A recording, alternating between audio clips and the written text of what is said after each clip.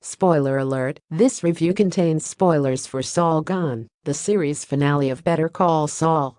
It turns out that there was one person the once and future Jimmy McGill would put ahead of his own self-interest. In the striking and elegant finale to one of TV's most consistently strong dramas of the past decade, Bob Odenkirk's Saul Goodman, to borrow a phrase, broke good. Having finally been apprehended, Saul structured a plea bargain that would have him in and out of prison in a plausibility-stretching but who's counting 7 years. But then he saw and took an opportunity to clear the name of his ex-wife Kim Wexler Ray Seahorn and to reclaim his real name, the one he used before Saul committed himself to full-time chicanery. Jimmy will almost certainly spend the rest of his life behind bars in the knowledge that he was delivered there in a moment of grace. The end of this spin-off of Breaking Bad, some 14 years after the mothership debuted on AMC, marks the likely end of this creative universe. And the Saul ending fits into Vince Gilligan and Peter Gould's puzzle with a slight, intriguing tension. The vision of Breaking Bad was pitch dark. That show's conclusion, with the warped criminal Walter White achieving everything he wants before dying, serene in the knowledge that he was perfect, gave fans perhaps too much of what they may have wanted. Now, that show's spin-off denies us the juicy pleasure of seeing Saul pull off one last big score, forcing us to reckon with the more complicated satisfactions of suffering for having done the right thing. This finale felt meticulous, from the way it pulled in on Saul's moral crisis, with the chaos of various ancillary characters involved in the drug trade now simply a list of crimes for which Saul must answer, to the deployment of key supporting characters to make its points.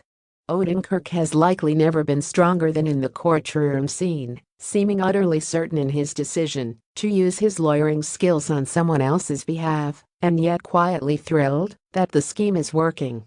Seahorn's performance as Kim remains incandescent, with her pretending to be her ex-husband's lawyer in order to share a final cigarette in prison, a melancholy reminder of all the grifts they pulled together in happier times.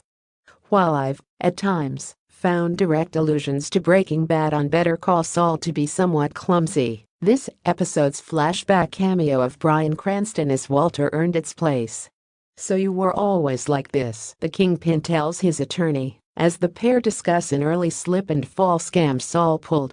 Walter was forced into a life of crime, or so he tells himself. Saul was born for it. Their discussion takes place within the context of Saul waxing unusually philosophical. He's wondering if Walter has any regrets.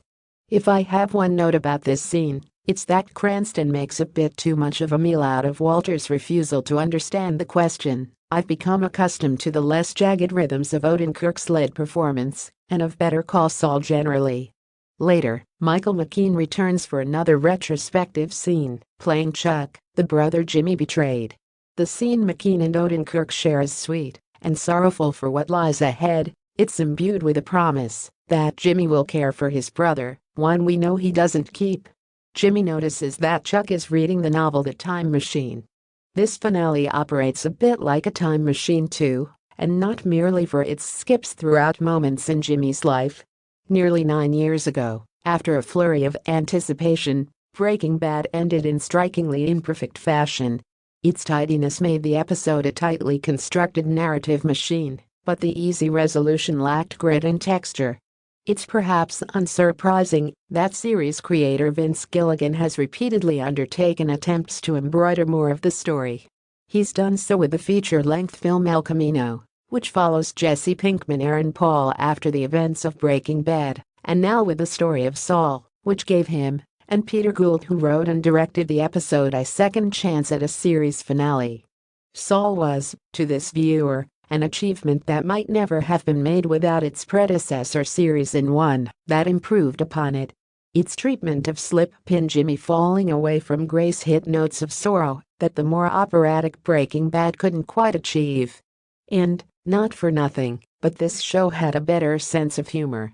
The finale ratifies that sense once and for all, with the baleful parting of Jimmy and Kim, once united against the world, now separated by a prison wall, and the knowledge that one escaped their mutual pull towards the thrill of wrongdoing, but one couldn't quite, matching anything from Breaking Bad.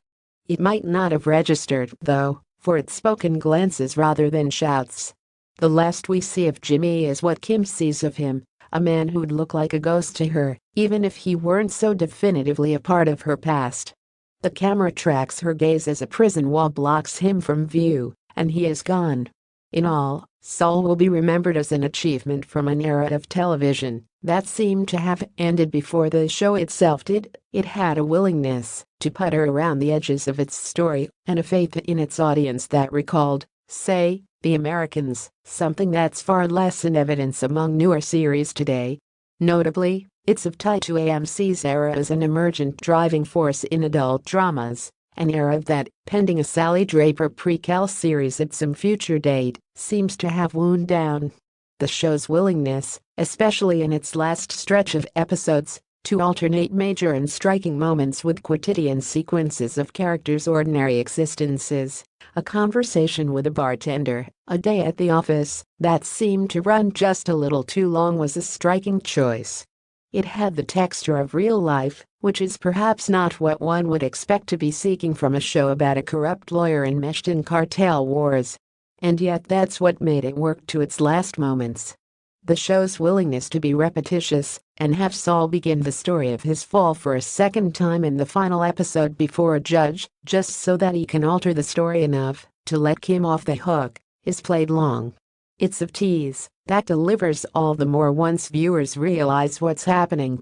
And it's the last act in an inversion of what we'd seen on Breaking Bad, a 6-season-long confidence game. Those who thrilled to Walter White's transformation into Scarface got to watch the endless capering of a man who literally could not help himself from doing wrong, who needed to pull cons, even while trying desperately hard to remain incognito. And at the last moment, we see what he's been hiding all along, a human heart,